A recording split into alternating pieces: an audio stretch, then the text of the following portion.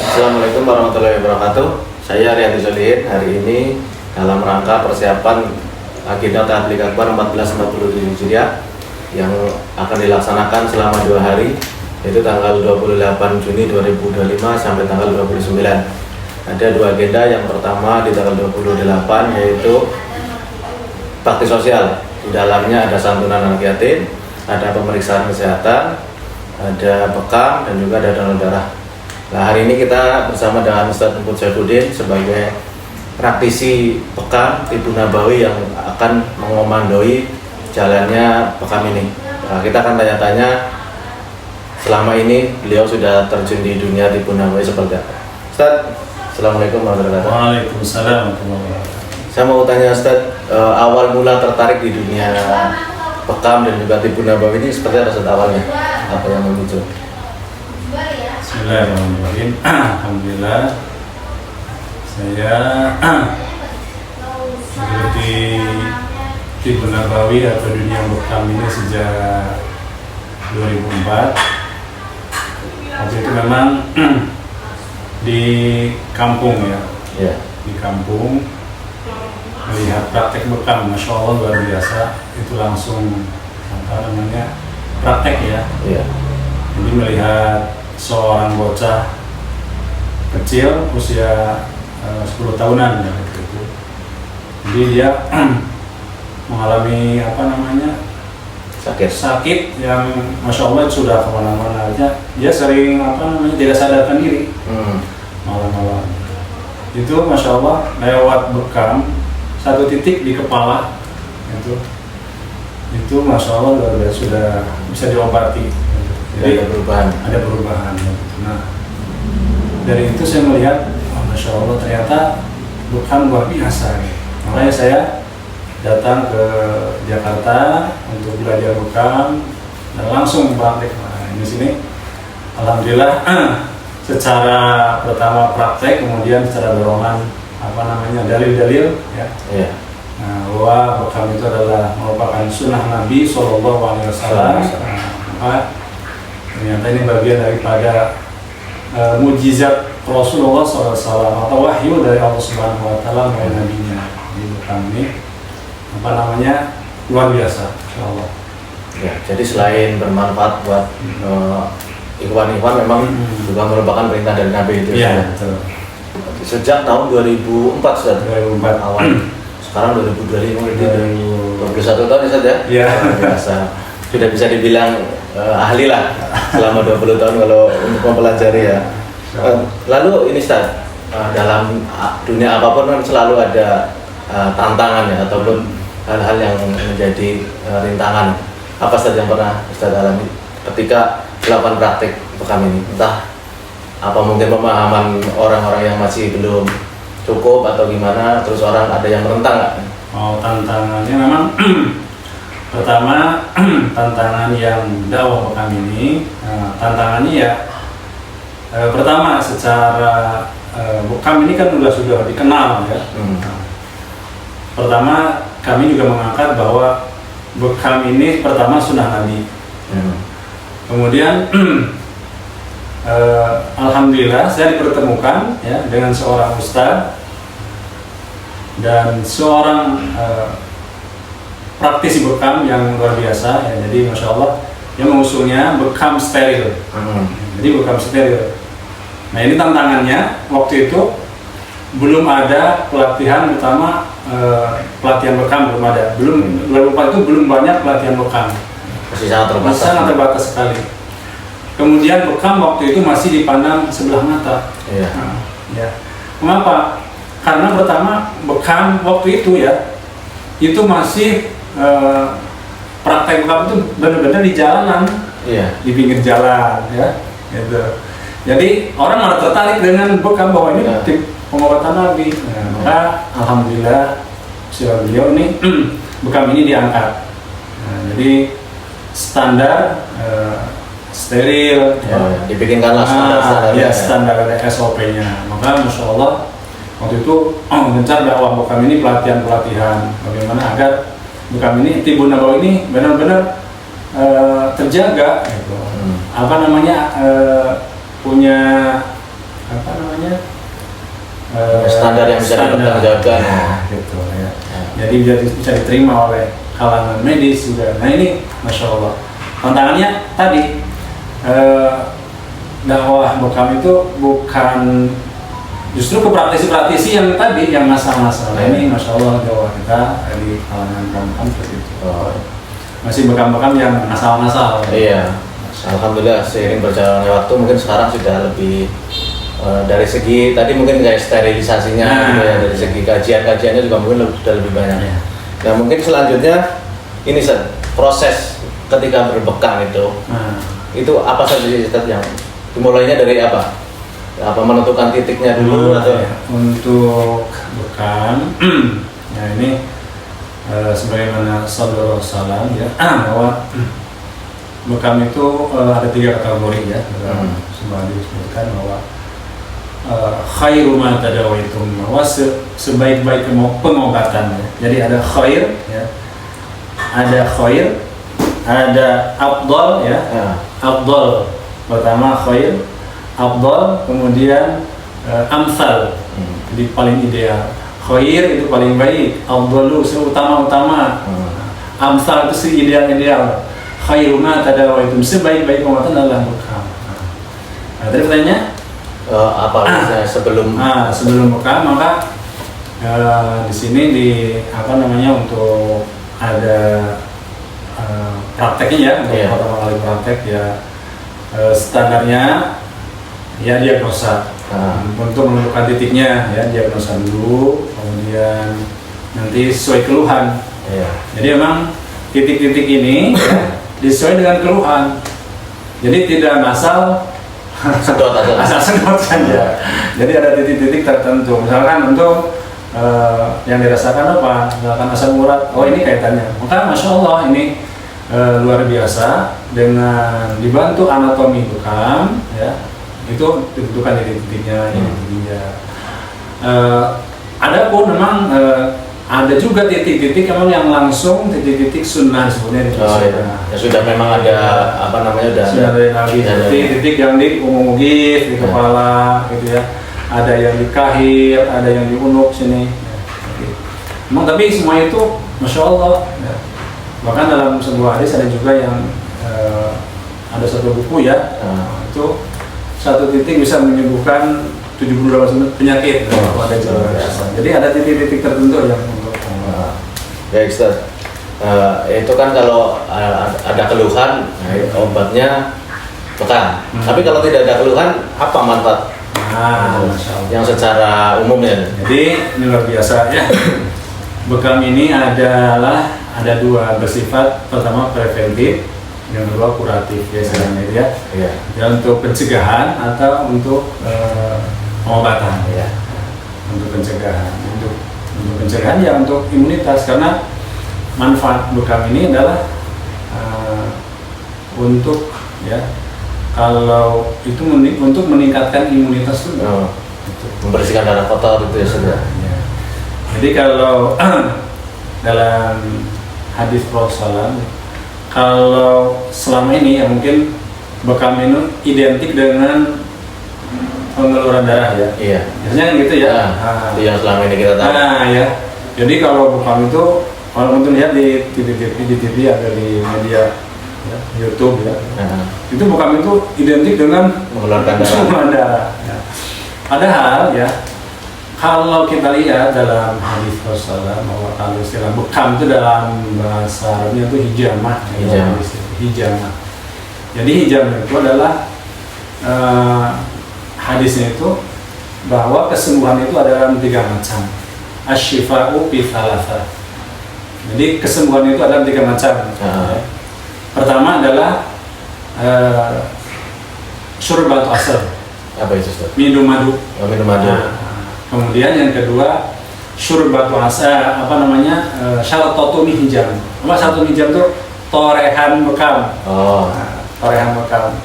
Kemudian yang ketiga adalah kai, tapi Rasulullah melarang kai. Kai itu apa Ustaz? Kai itu sundutan api. Rasulullah melarang. Nah ini yang kita tadi ya bekam itu pertama yang madu, kemudian syaratoh mihjam. Nah dalam itu syaratoh mihjam. Jadi torehan bekam. Torehan. Toreh. Nah itu. Iya. Torehan bekam. Jadi masya Allah, ini luar biasa ya. Torehan bekam itu. Maka tadi kalau melihat ke situ, jadi justru bukan pengeluaran darahnya, torehan itu. Torehannya itu. Tidak sampai mengeluarkan darah sebenarnya ya. Ya. Ya umumnya. Torehan itu ada yang keluar darah, ada yang tidak. Ada yang tidak. Gitu. Ada yang jadi kita tidak puas, misalkan, kok nggak keluar darahnya. Memang ada juga yang tidak keluar darah. Seolah-olah belum merasa bekam gitu. Gitu. Padahal itu udah bagian dari bekam. Bekam juga. Baik, Ustaz. Terus gini, tadi kan kalau yang misalnya orang sehat memang untuk meningkatkan imun. Kalau yang misalnya dirasakan keluhan, biasanya Ustaz, seringnya itu keluhannya Ustaz.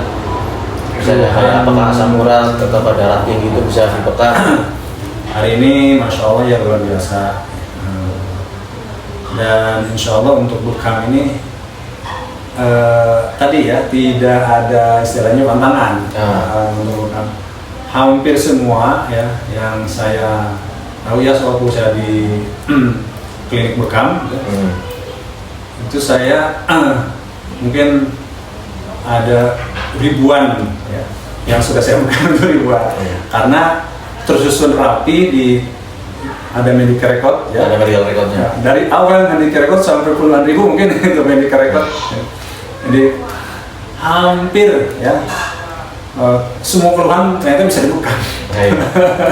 Artinya semua keluhan bukan tidak ada pantangan ya. Tidak ada pantangan. Tetapi tadi dengan asal ya bekam itu benar-benar terukur titiknya, keadaan klaimnya yang dibekam, misalnya kondisi fisiknya, misalkan datang orang bekam, datang kok kelihatannya udah parah banget kelihatannya gitu. Maka penentuan titik itu menentukan juga, tidak langsung misalkan datang langsung titik bekam semuanya tidak.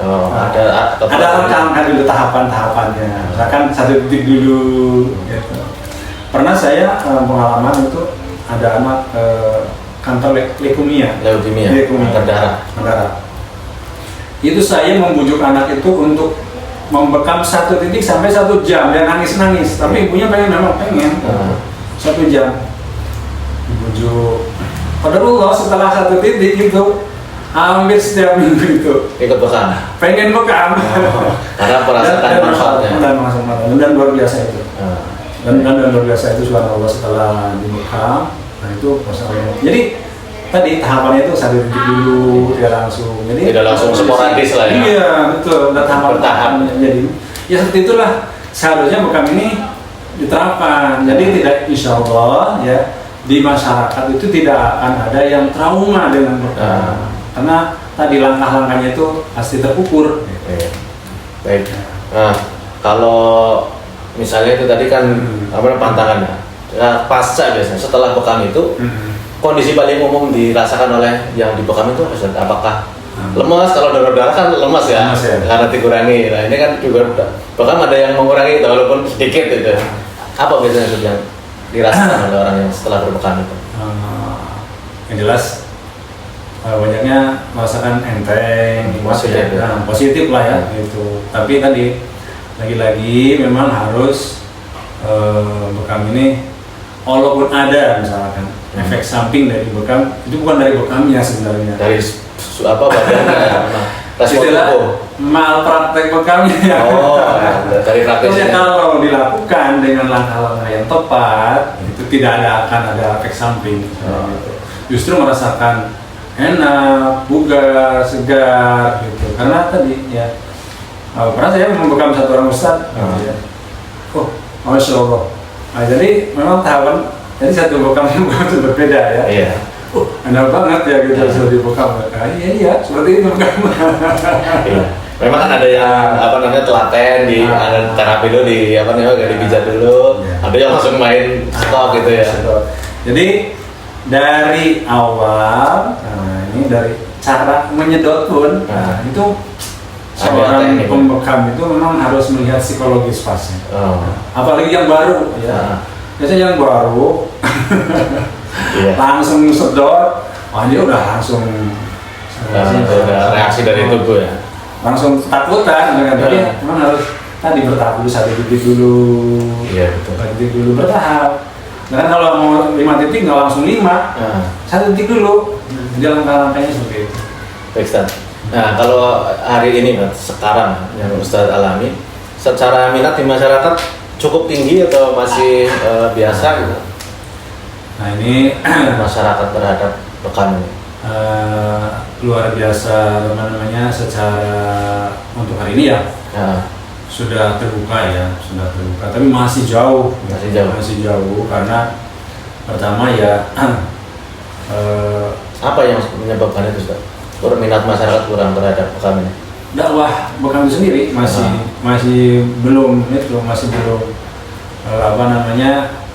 belum banyak yang mendakwahkan bekam. Belum banyak mendakwah. Termasuk praktisi bekam itu masih jarang.